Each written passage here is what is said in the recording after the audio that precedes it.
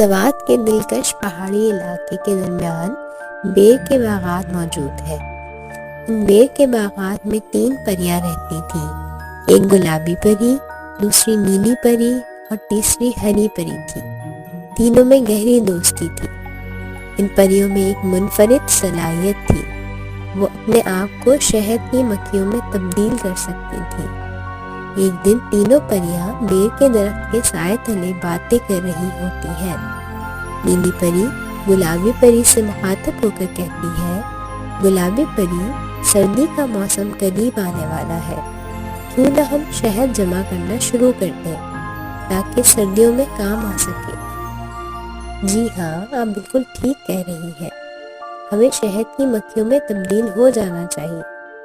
یوں تینوں پریاں مل کر بیر کے درختوں سے نیکٹر چوستی اور پھر اس رس کو جمع کر کے اپنے ہائیوز میں لے جاتی۔ دوسرے شہد کی مکھیوں کے ساتھ مل کر انہوں نے رس اکٹھا کیا اور اس سے منفرد شہد تیار کیا۔ ایک دن ایک غریب لڑکا بیر کے باغات کا رخ کرتا ہے۔ اس کی نظریں ایک شاخ پر بیٹھی 3 پریوں کی طرف متوجہ ہوئی۔ لڑکا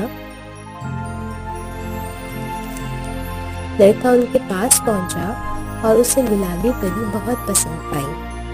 پریاں آپس میں گفتگو کرنے لگیں اور چھپکے سے اس کو دیکھنے لگیں۔ لڑکا واپس چلا گیا۔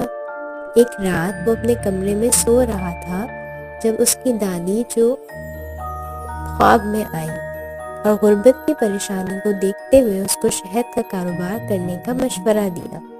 صبح اٹھتے ہی وہ پری کی تلاش میں دوبارہ بیر کے باغ میں آیا، لیکن وہاں اس کو کوئی پری نظر نہیں آئی۔ پریاں شہد کی مکھیوں میں تبدیل ہو چکی تھیں۔ علی نے احتیاط سے شہد کی مکھیوں کا ایک چھتا اٹھایا جس میں پریاں بھی موجود تھیں۔ واپس اپنے گاؤں جا کر اس نے ہنی فارمنگ شروع کی۔ پریاں جو کہ جان چکی تھی علی کی غربت کے بارے میں، انہوں نے مل کر سنہری شہد تیار کیا۔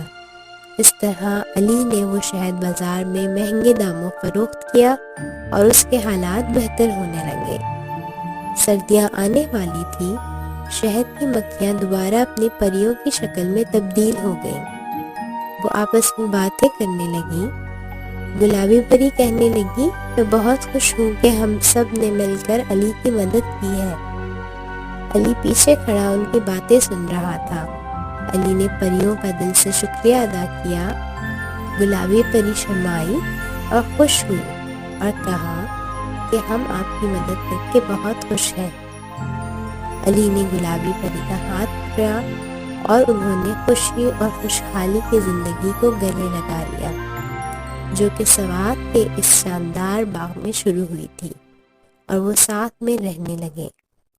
یوں ان کا شہد کا کاروبار بہت پروان چڑھا اور دونوں نے مل کر بہت سارا پیسہ کمایا، اور یوں سوات کے اس دل میں خوبصورت پریاں پھر سے